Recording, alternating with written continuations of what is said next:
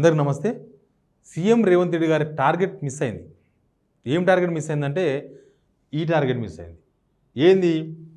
BRS నుంచి మొత్తం 2/3 formula ప్రకారం 26 మంది ఎమ్మెల్యేలను ఒకేసారి చేర్చుకోవడం, అది కూడా బిఫోర్ అసెంబ్లీ. యాక్చువల్గా లోక్సభ ఎలక్షన్స్ టార్గెట్ మిస్ అయింది. లోక్సభ ఎలక్షన్స్ ముందు అందరిని చేర్చుకోవాలి. లోక్సభ ఎలక్షన్స్లో మనం కనుక ఇంతమందిని చేర్చుకోగలిగితే, చాలామందిని చేర్చుకోగలిగితే ఇక మనకు తిరుగుండదు. ఆ టార్గెటే 12 గెలుస్తాం, 14 గెలుస్తాం, 15 గెలుస్తాం అని చెప్పింది. ఏంటంటే ఇక బీఆర్ఎస్ ఎమ్మెల్యేలందరూ మన దగ్గరకు వచ్చేస్తున్నారు, ఇంకేముంటుంది, ఇక బీజేపీ జాంతాన్ అయ్యి ఇక బీఆర్ఎస్ ఎక్కడిది, ఇట్లాంటివన్నీ చాలా లెక్కలు చేసిండ్రు.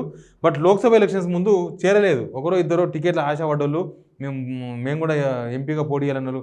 కడియం శ్రీహరి గారు ఆయన బిడ్డ కోసం జాయిన్ అయ్యిండు. దానం నాగేందర్ ఎందుకోసం జాయిన్ అయ్యిందంటే ఆయన వ్యవహారాలు వేరే ఉంటాయి. బేగంపల్లి 4 ఎకరాల వ్యవహారం వేరు, మాదాపూర్లో 100 ఎకరాల వ్యవహారం వేరు, ఆ లెక్కలని వేరే ఉంటాయి. దానం నాగేందర్ గారికి ఏదో చెప్తున్న బయట జరుగుతున్న చర్చ ఇది. మరి ఆ చర్చలో ఆయన దేనికోసం జాయిన్ అయ్యిండో తెలియదు. ఆయన జాయిన్ అయ్యిండు, ఆయన ఎంపీగా కూడా పోటీ చేసిండు. అయితే ఇప్పుడు ఏంటంటే అసెంబ్లీ 22nd ఉంది. అసెంబ్లీ సెషన్ కన్నా ముందు మొత్తం బీఆర్ఎస్ క్లీన్ చేయాలి, క్లీన్ స్వీప్.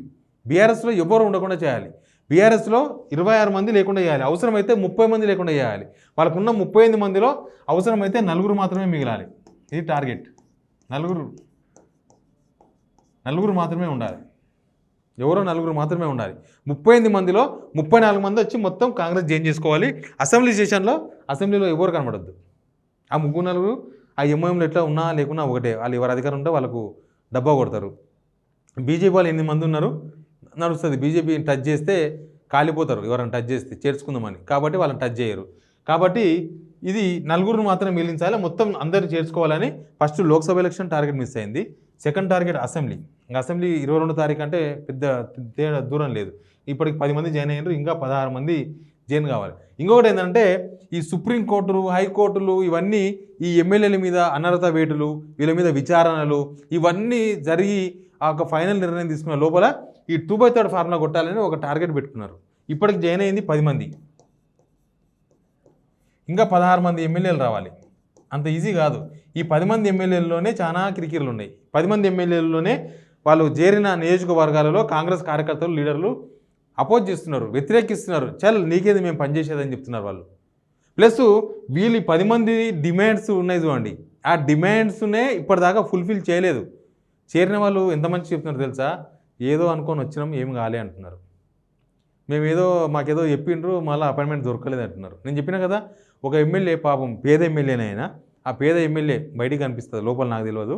ఆ ఎమ్మెల్యే ఏదో మాట్లాడుకొని పోయిందంట, మళ్ళీ అపాయింట్మెంట్ దొరకలేదు. ఒక పెద్ద మనిషి ఏదో ఇసుక దందా కోసం జాయిన్ అయినంట, తీరా చూస్తే రేపు మాట్లాడదామన్నారంట, రేపటి నుంచి అపాయింట్మెంట్ లేదు. ఇంకా రకరకాల ఇట్లాంటి కిరికిర్లు. బిల్స్, మెయిన్గా బిల్స్. పాత గవర్నమెంట్లో కాంట్రాక్టులు చేసిన వాళ్ళు ఉన్నారు కదా, డబుల్ బెడ్రూమ్ ఇల్లు. ఇప్పుడు జగిత్యాల ఎమ్మెల్యే 200 కోట్ల రూపాయలు బిల్ ఏదో రావాలి, దానికోసం జాయిన్ అయిన అంటున్నారు. ఇంకే దేనికోసమో జాయిన్ అయిన అంటున్నారు, ఇంకేదో దేనికోసం జాయిన్ అంటున్నారు. ఒక్కొక్కరు ఒక వ్యవహారం, చాలా డిమాండ్స్ పెట్టి ఆ 10 మందిని అవన్నీ మేము నెరవేరుస్తాం, ఓకే నో ప్రాబ్లం అని చెప్పి జాయిన్ చేసుకున్నారు. నిజానికి రేవంత్ రెడ్డి గారు కూడా ప్రజాస్వామ్యబద్ధంగానే ఉండాలి.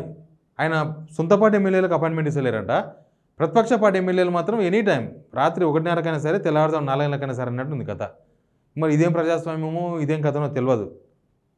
ఇది కరెక్ట్ లేదు. అయితే ఇంకొక 16 మంది కావాలి.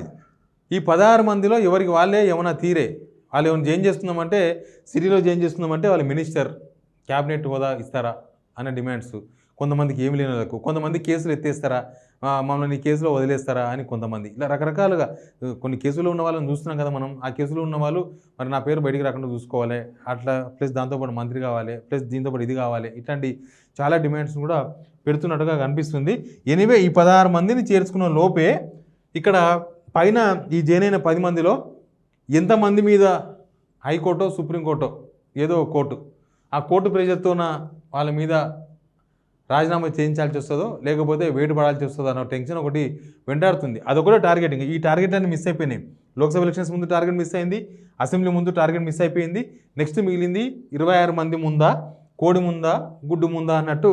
ఇప్పుడు ఈ 16 మందిని చేర్చుకోవడం ముందా, లేకపోతే హైకోర్టో సుప్రీంకోర్టో వాళ్ళ మీద అనర్హత వేటో, లేకపోతే కోర్టు డిసిషన్ బట్టి రాజీనామా చేయించడం, ఏదో ఒకటి ముందా అనేది ప్రస్తుతం ఒక పెద్ద టాస్క్ లాగా కనిపిస్తుంది.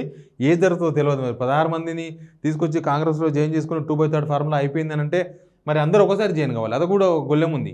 2/3 అంటే 26 మెంబర్స్ అందరూ ఒకేసారి వచ్చి మేమందరం ఎల్పీని పిఆర్ఎస్ ఎల్పీ నుంచి మేము వస్తున్నాం గుంపుగా, మా ఎల్పీని మీ ఎల్పీలో విలీనం చేస్తున్నాం అంటే 2/3 ఫార్ములా వస్తుంది. వీళ్ళు ఎవరి తిప్పలాలు ఎవరంతా వాళ్ళు ఇంటికాడ పోయి మాట్లాడుకొని కండవాళ్ళు కప్పుకొని వస్తే అది ఇండివిజువాలిటీ, అది చీలికను ప్రోత్సహించినట్టు. కానీ సుప్రీంకోర్టు ఒక కామెంట్ కూడా చేసింది దానిపైన, మణిపూర్ ఇష్యూలోనే. ఇది అక్కడ కూడా అట్లాంటి ఇష్యూ వచ్చింది సేమ్. ఇప్పుడు ఢిల్లీలో సేమ్ నేను చెప్పిన కదా దానానందర్ ఇష్యూ, ఒక వీడియో ఉంటుంది మా దాంట్లో చూడండి సిగ్నల్ టీవీలో. దానానందర్ లాగానే అక్కడ ఆమ్ ఆద్మీ పార్టీ నుంచి ఉన్న ఒక మంత్రి ఎమ్మెల్యే అయ్యి మంత్రి అయ్యిండు. ఆయన మొన్న ఎలక్షన్స్లో బీఎస్పీకి వెళ్ళి ఎంపీకి గెలిచిండు, ఎంపీగా పోటీ చేసిండు, ఓడిపోయిండు. తర్వాత అక్కడ ఆమ్ ఆద్మీ పార్టీ స్పీకర్ కదా, ఆయన మీద వేటు పడ్డది. మంత్రిలో ఎమ్మెల్యేను అనర్హత వేటు వేసేసిండ్రు అసెంబ్లీలో.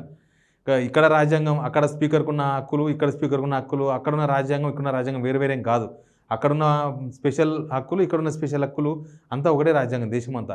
కాబట్టి ఇదేం పెద్దగా డిఫరెన్స్ ఏం కనిపిస్తలేదు. కాబట్టి ఏది ముందు అనేది చూస్తూ ఉన్నాం. ఏది ముందు 26 మందిని చేర్చుకొని 2/3 చేరిందంటే ఆ 2/3 వర్కౌట్ అవుతా లేదని ఒకటి, అంతకన్నా ముందే వేడి పడుతుందని. దీనిలో ఎక్కువ పర్సెంటేజ్ ఎక్కువ స్కోప్ ఉన్నది ఏంటంటే ఇది సుప్రీంకోర్టులో చాలా సీరియస్గా చర్చ ఉంది. కాబట్టి హైకోర్టులో తేలంగానే సుప్రీంకోర్టులో ఖచ్చితంగా ఈ 10లో మళ్ళీ డిక్రీజ్ అవుతూ ఉంటారు. ఒక్కొక్కరి మీద వేడి పడుకుంటూ వస్తుంది. 100 days అయిందంటే అది కోర్టులో ఉంటుంది, 100 days అయిపోయిందంటే అది కోర్టులో ఉంటుంది కేసు. కాబట్టి ఇది అంత ఈజీగా ఆషామాషిగా అయితే కనిపిస్తలేదు. చూద్దాం ఏం జరుగుతుందో. Please subscribe signal TV.